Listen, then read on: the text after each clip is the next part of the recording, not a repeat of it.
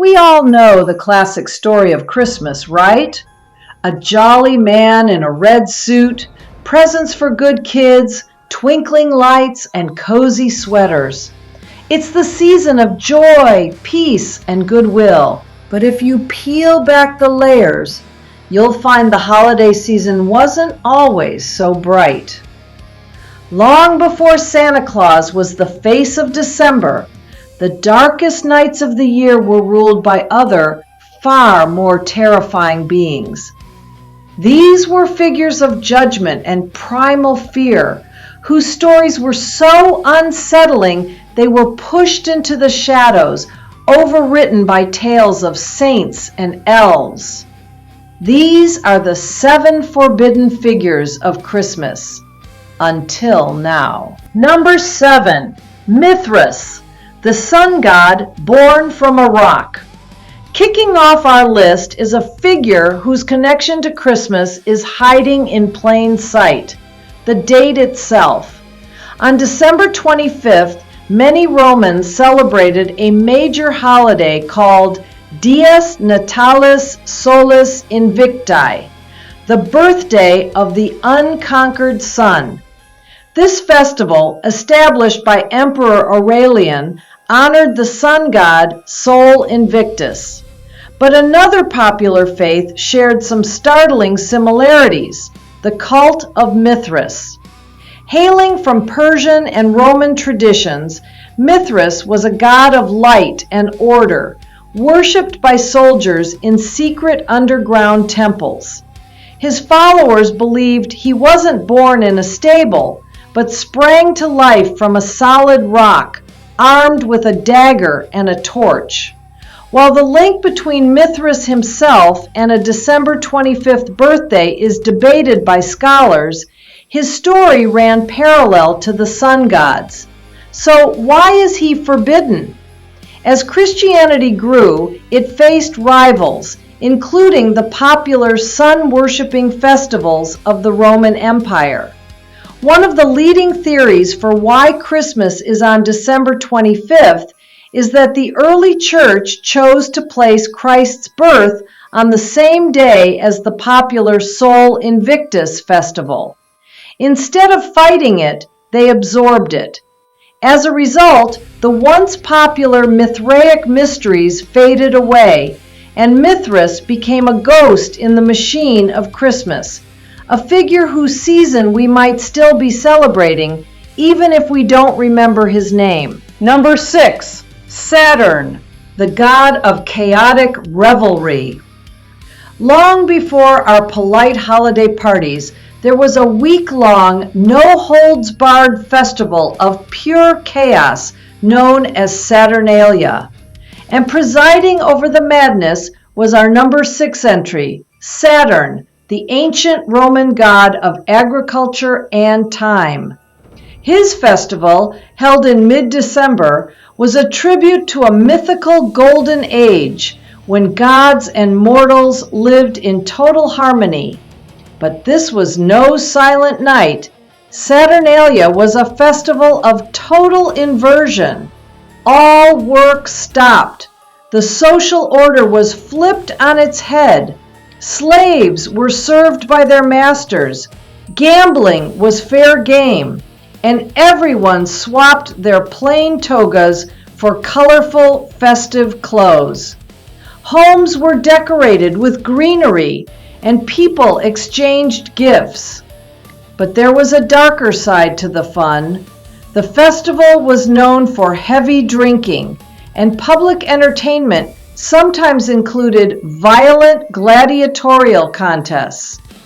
The spirit of Saturnalia was so infectious that the Roman authorities struggled to contain it.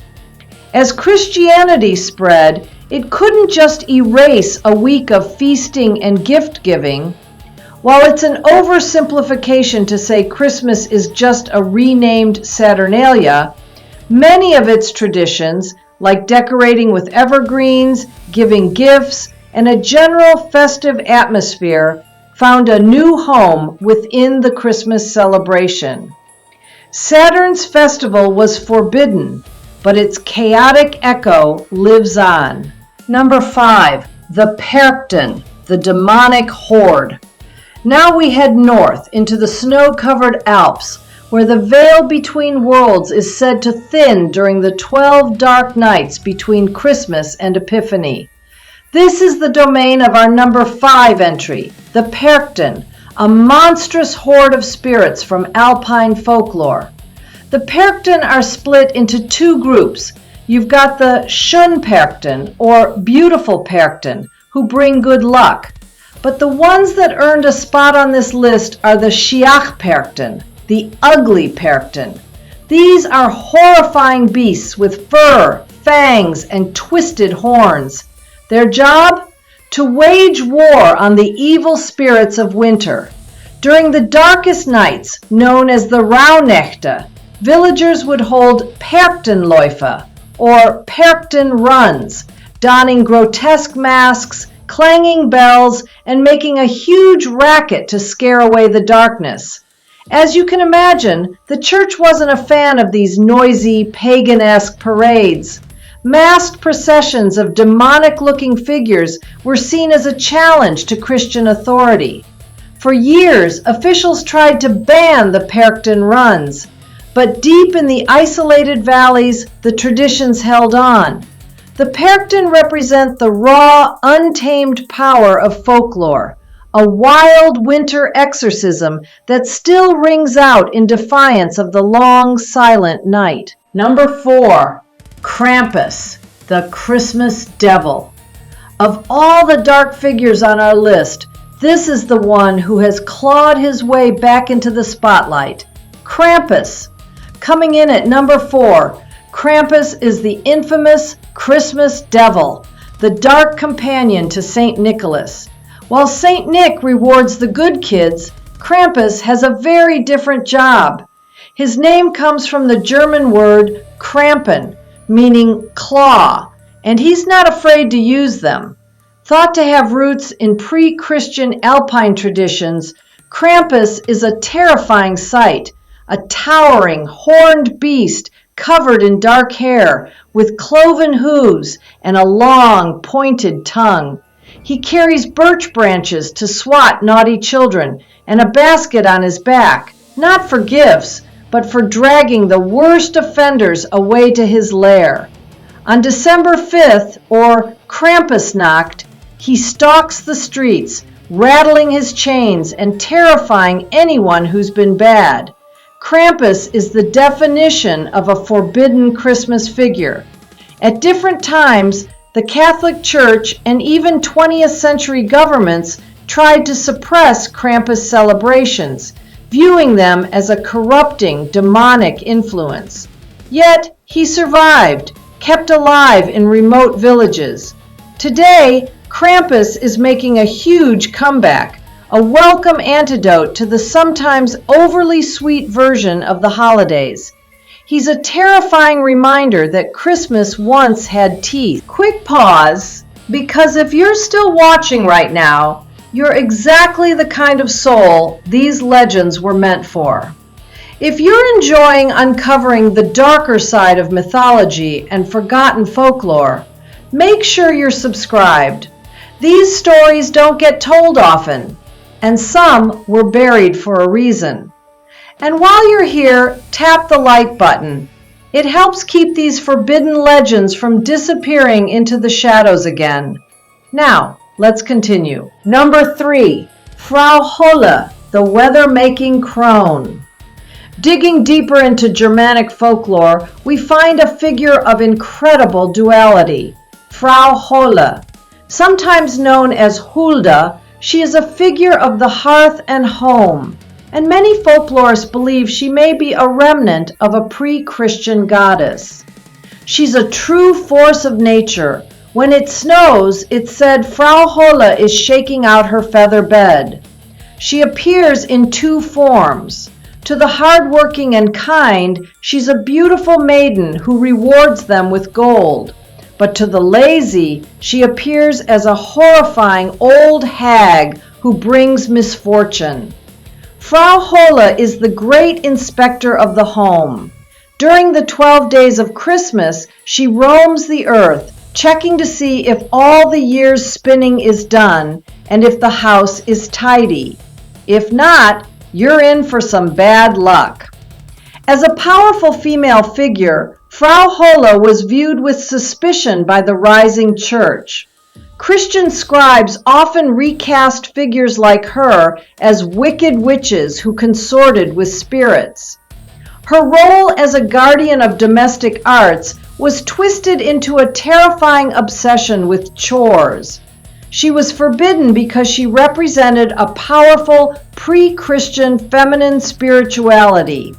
But she lives on in fairy tales, a reminder of a time when the snow itself was the work of a goddess. Number 2, the leader of the wild hunt. Imagine a storm tearing through the winter sky, but that's not thunder. It's the sound of spectral hounds and phantom hooves. This is the wild hunt, and its leader is our number 2 entry. The hunt is a ghostly procession of hunters that flies through the sky on the darkest nights, a terrifying omen of war or death for anyone who sees it. The leader of the hunt changes depending on the culture. Sometimes it's Odin, other times a historical figure like King Arthur. But in the Alpine regions, the hunt is often led by a fearsome female entity, Frau Perchta. She thunders through the mountains with a terrifying host of the damned, sometimes said to include the souls of unbaptized children. To see the wild hunt is to risk being swept up in its horrifying ride, your spirit pulled from your body to join them for eternity. A spectral army led by a figure from folk tradition was an abomination to the church. It represented supernatural chaos that defied Christian order. Clergy often demonized the hunt, turning its leader into a devil and its riders into damned souls. It was forbidden mythology, a story you weren't supposed to tell lest you attract the attention of the riders themselves. Number 1, Frau Perchta, the Christmas witch. At the very top of our list, the figure who ties so many of these dark legends together is Frau Perchta, the Christmas witch. She is a great and terrible figure from the Alps, a dual-natured being who reigns over the winter solstice. She is both a beautiful woman in white who leaves silver coins for the good, and a gnarled, iron-nosed hag who delivers horrific punishments.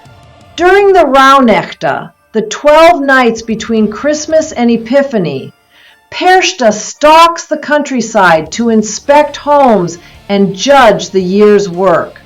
Her primary concern is laziness. If you were idle, if your house was a mess, her punishment is one of the most grotesque in all of folklore. She will slit your belly open with her long knife, pull out your organs, and stuff the empty space with straw and pebbles. Frau Perchta is perhaps the most forbidden of all. Many scholars believe she may be the survival of a major goddess from the Alpine region. The church worked for centuries to diminish her influence, twisting her from a powerful deity into a monstrous, chore-obsessed hag. She is the ghost queen of Christmas, a figure so feared by the establishment that they tried to erase her. But in the remote mountains, her legend endured, a testament to the fact that long before a man in a red suit decided who was naughty or nice, a goddess was handing out rewards and disembowelments. From Roman temples to frozen alpine peaks, the story of Christmas is interwoven with the echoes of these forgotten figures. They weren't just simple monsters. They were personifications of winter's harsh reality and our deepest fears. They were enforcers of social order and guardians of tradition from a time when the solstice was about survival, not just shopping. The sanitized holiday we know today has a wild and ancient history. The stories of these figures haven't completely vanished. They're just lingering in the shadows, waiting for the longest nights of the year to return. So, which of these terrifying figures would you least want to meet on a dark December night? Let me know in the comments below. And if you enjoyed uncovering the dark history of Christmas, be sure to hit that like button and subscribe for our next journey into the shadows.